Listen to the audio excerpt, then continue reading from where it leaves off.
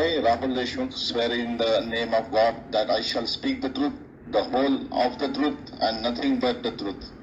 नमस्कार sir.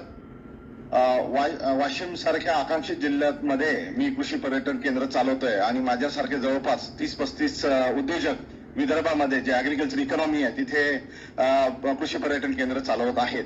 Sir, आमच्याकडे फक्त 7-8 दिवसाचं बुकिंग असतं आणि त्यासाठी उरलेले 22 दिवस आम्ही आमच्या फळबागांना पाणी देतो, वीज बिल वापरतो. तुमच्या कमर्शियल आहे तो? सर, आमचं कमर्शियल आहे. आम्हाला ऍग्रिकल्चर ऑर्डर्स मध्ये अंतर्भूत करावं किंवा कृषी पर्यटन एक वेगळी कॅटेगरी टाकावी. सर, आम्ही महाराष्ट्रामध्ये फक्त 700-800 लोक आहोत, त्यामुळे जास्त काही भार MSDCL वर पडणार नाही. पण आम्ही जर तिथनं धंदा बंद केला तर त्याच्यामध्ये जो रोजगार उत्पन्न झालेला आहे रुरल इंडियामध्ये म्हणजे महाराष्ट्रामध्ये विदर्भामध्ये तो होणार नाही आणि आम्हाला काही फार प्रॉफिट नाही. सर, अपॉर्च्युनिटी कॉस्ट जर बघितली गेली तर तेवढेच पैसे शहरात टाकले असते तर आम्ही पैसे जास्त कमावले असते. हे आम्हाला आधीच माहित होतं, कॅल्क्युलेशन करूनच धंदा टाकलाय.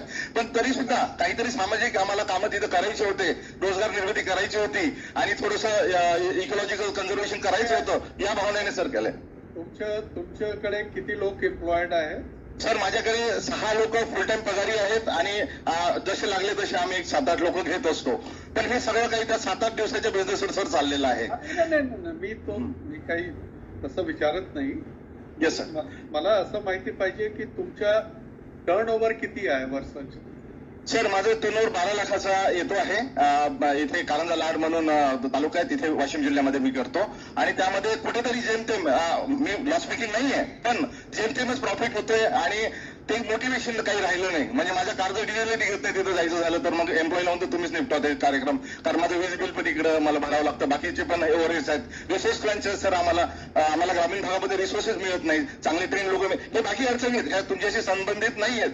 पण त्यामध्ये जी एक अडचण आहे इलेक्ट्रिक बिलाची, आम्हाला जर ऍग्रिकल्चर बाय द वे पर्यटन धोरण जे आता आलं त्यामध्ये आम्हाला सर त्यांनी क्लिअरली मी माझ्या लेटरमध्ये सबमिट केलेलं त्यामध्ये लिहिलेलं आहे की कृषी अलाइट म्हणून शेतीपूरक म्हणून आम्हाला त्यांनी कॅटेगराईज ऑलरेडी केले, जसं तुमचं कुक्कुटपालन आणि बाकी आहे. तर ऊर्जा खात्याने सुद्धा आम्हाला त्यामध्ये टाकावं असा एक नम्र विनंती आहे. Okay, thank you sir, thank you. Shrimati Preeti